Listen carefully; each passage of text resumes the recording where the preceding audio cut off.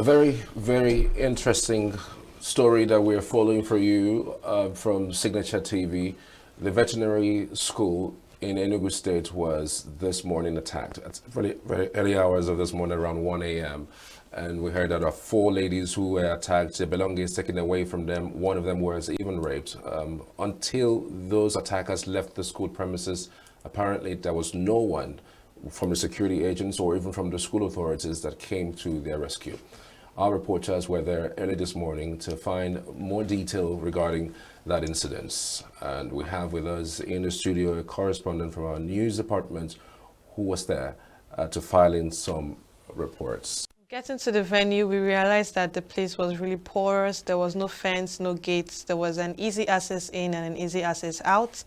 And just down the road, you realize that there's a slump there where you have different types of people living there. And looking at the building where these students live, you would see that it's not so conducive. And being that there are 4 per room, so having their belongings scattered all over the place, they were robbed early this morning, and they made away with their belongings, their phones. They even took one of their bags containing clothes and other personal things. They even took their food items, which they had stored in a fridge. They had taken everything that belonged to, most things that belonged to them. And realizing that for them to gain access to this room, they had to tear open the nets at the window in order for them to gain access to the door and open it up. And this was happening about 1 a.m. And when the security agency arrived at about 3 a.m., they had already fled into the night. They were already robbed. One lady from the 4 was raped. And currently, after speaking to them, they are at the police station right now. If I'm correct, they're at the police station right now. And from the police station, they'll be heading to the hospital for medical examination. And as at the time that we were there, nobody from the school authorities had come apart from the director that lives just opposite them, and he came right after coming back from church, which they had knocked on his door at 3 a.m. in the morning to tell him what has happened over the night. And nobody responded to them as at 3 a.m. up to the time that we were there as at past 9 a.m. And he was just coming back from church and came to where the incident had taken place to confirm what happened.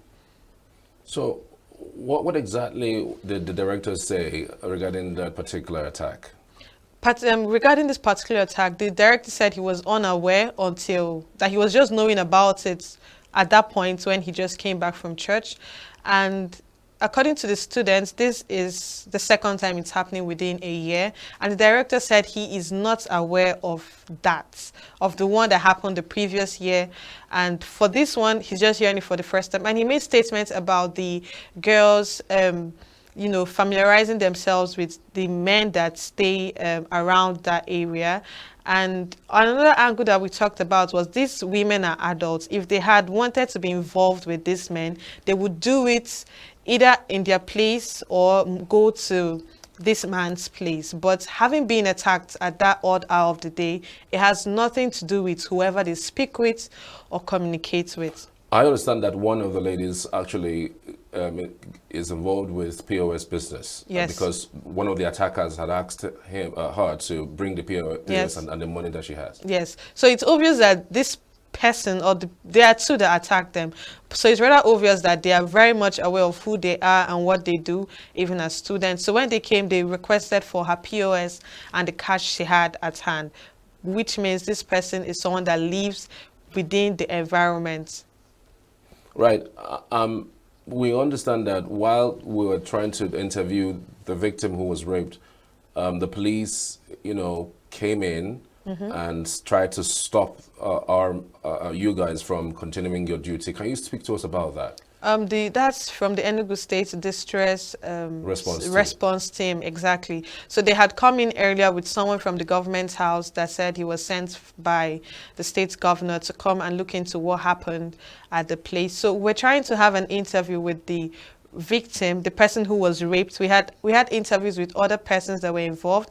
We're trying to talk to the person that was raped, and they said that we were trying to, it wasn't necessary making a public show of what happened pertaining to the girl's identity, and we kept telling them that there is no way we're going to, you know, reveal her face to every other person out there, that it was going to be edited properly and blurred, and will blur out her face and the rest of it. But they kept insisting that it's an indictment on the girl. They painted it in a way that we are trying to victimize this girl, trying to make her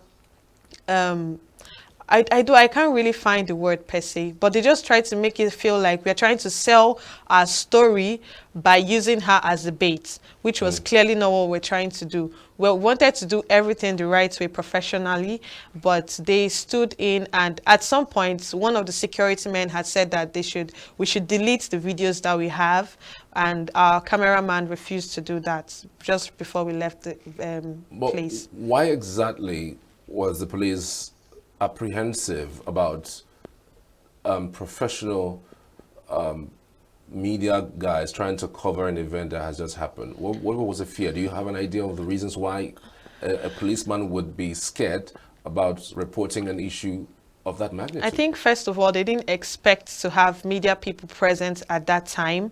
It was still early in the morning. Maybe they thought the news was not out there yet, because they kept asking, how did we know about this? How did we know? What was our source? How did we know about this particular incident? So we didn't really mention, because it wasn't necessary, something that happened and people had witnessed it, so it's not a hidden secret, rather. So they kept insisting that the state government was aware and we didn't have to get involved, that we cannot tell our story apart, like we can tell our story different from this particular angle. We can take it from a different angle without, you know, involving the victims of this circumstance. I mean, I'm just wondering really how many other things that they may have covered like this that didn't come out to the public, because they really don't want anybody to know about it. I really think that somehow the police should look into that reform, if at all it is part of their mandates to cover a crime. Pressmen should be allowed to amplify things like this, because it's also about life.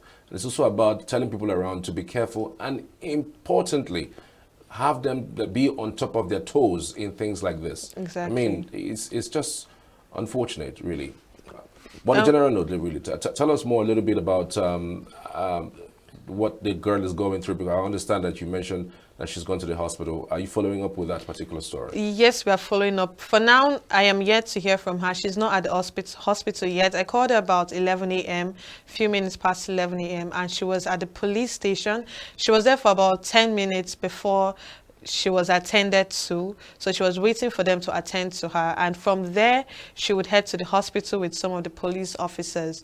And one thing I want to point out is how unconducive that place is. It's not so conducive for people to live, because she said, as at that time when this robbery happened, they took the lights, and when I looked up at the ceiling to look at the lights, and I saw something like a bulb attached. It wasn't even a bulb, it was like a torch light that was just hanging on the ceiling. And I'm wondering, even if there was light, how would you see in the dark with these things? And they didn't want to, you know, turn on their flashlights from their phone, because they didn't want to raise a certain suspicion that they were inside, because they were playing dead. So the men would actually think that nobody's inside in order to open the door for them, until they had forced themselves into the room and found them. Wow.